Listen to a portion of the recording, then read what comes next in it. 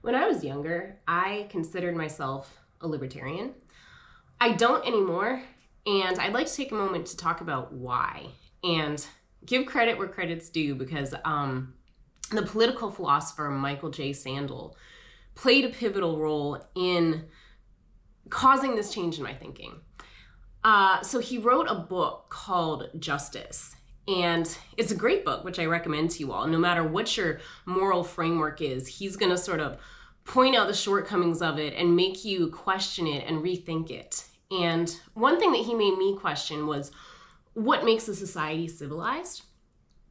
And what I would say makes a society civilized is people working together towards some sort of common goal and just the synergy of the people working together and creating something more magnificent than what you could do if people were just working on their own for their own ends. And of course, what logically follows from that is laws and punishment. And those laws and punishment are centered around what those values are and ensuring that people adhere to those values and work towards them. And I think we really see that in every sort of facet of life. You know, when you get married, you're talking with your partner about what are the rules of engagement? What are we agreeing to do and not do? How do we want to do our finances, raise our children, have our household? You see that in businesses, whether you're a client or whether you're actually working for the business, in neighborhoods with HOAs, with worship centers. Anytime you have people coming together, you're doing it for some purpose. You know, you have mission statements and short-term goals and long-term goals. And in my opinion, libertarianism is a way of sidestepping those issues. The idea of libertarianism is the individual has ultimate agency and the ability to make their own decisions, and to the extent that they're not infringing on other people's rights, they can pretty much do what they want.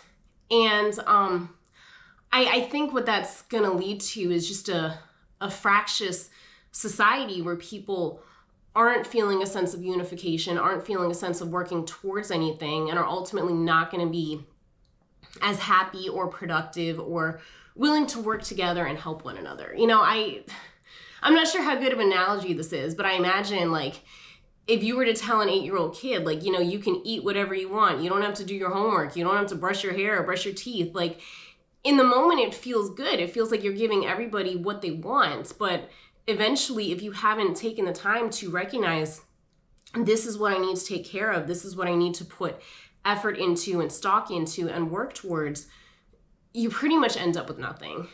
And Michael J. Sandel also wrote some other books that made me think about what sort of things might be more important than just pure freedom.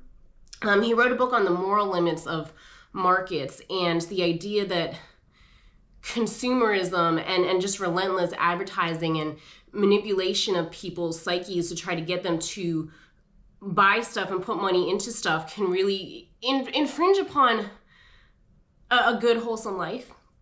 He wrote another book on ethics in the age of genetic engineering and talking about how that there is a value to human diversity and human life and human natural variation. And that if we give people too much authority to decide exactly how we're going to design other people, that it almost makes, it takes something away.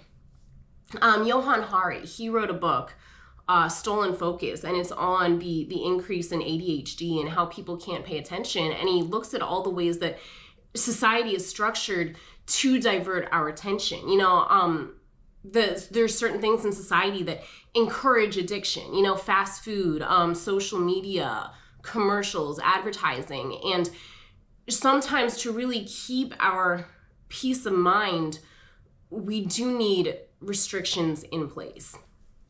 Ultimately, I think what it comes down to is that civilization hinges on shared values.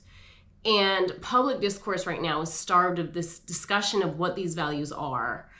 But I think what we need to do right now, rather than sidestepping these issues or just saying, just let everyone do what they want, is have those hard conversations of getting a better idea of what is America, what values are we fighting for?